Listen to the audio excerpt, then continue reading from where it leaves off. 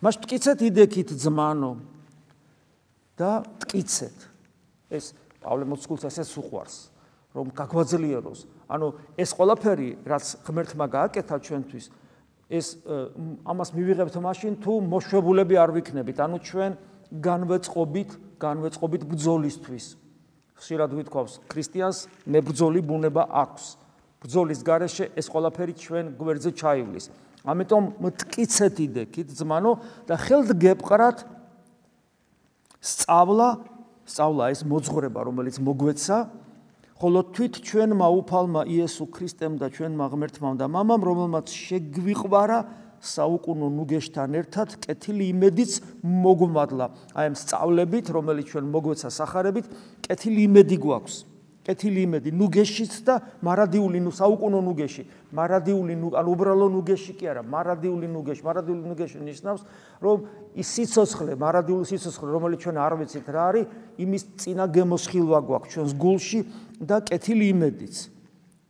და უფალმა წარმართოს თქვენი გულები ღვთის სიყვარულისა და ღვთის სიყვარულისა, რა კარგია, ხო? მაგრამ ნახეთ, იქვე აგძელებს ქრისტეს მოთმინებისკენ, ანუ ქრისტეს დარი მოთმინება, ანუ ეს შეუდგები, ქრისტეს შეუდგები. აი ეს ყველაფერი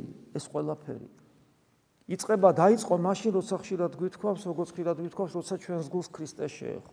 ჩვენს გულს ქრისტე შეეხო, მაგრამ ეს შეხება არის ძალიან ფაქიზი, რომ აი სიმონ ახალი ღვთისმოწყალე, როცა მას ღმერთი ეცხადება და როცა ღმერთი მას განსწავლის თავის ღვთაებრივი ნათლით, იქ ღმერთის სიტყვა ეძლევა მას და ღმერთი სიმონ ახალი ღვთისმოწყალეს ეუბნება, რომ მე ყველასთვის შევქმენი სამყარო და ყველასთვის მოვედი, მაგრამ ადამიანის თავისუფლებას არ ვეხები.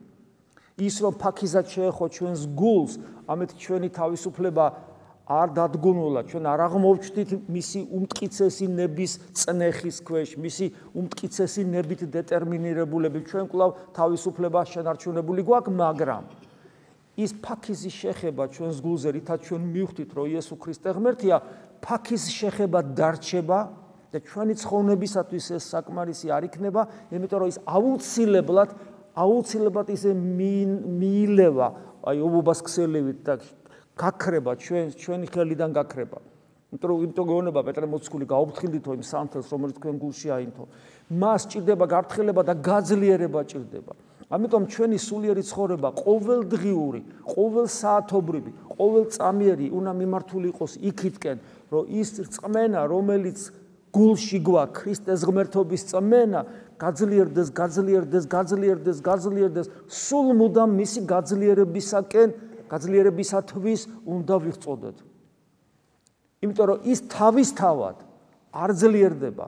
ღმერთი კი გვაძლევს ჩვენ დაუმსახურებლად, მაგრამ ჩვენ თავისუფლებას ძალიან უხილდება. ამიტომ თუ ჩვენ ნაბიჯებს არ დგავთ, ჩვენ არ ვიღწვით ქრისტეს მოსმინებით თუ არ აღვიჭურვებით და ჩვენ წილ ჯვარს არ წავიღებთ და არ შეუდგებით ქრისტეს მებრძოლი მოწამეობრივი სულით, ის მინავდება და გაწყდება. ის ძაფი გაწყდება ქრისტესთან დამაკავშირებელი, ის ძაფი გაწყდება და რწმენა შეიძლება დაკარგოს ადამიანმა და ამის უამრავი მაგალითია. ეს დრამა, აი გათამაშებული ტრაგედია ადამიანის, რომელიც გულანთებული მოსულა და მერე ქრება. თხილად ვიყოთ.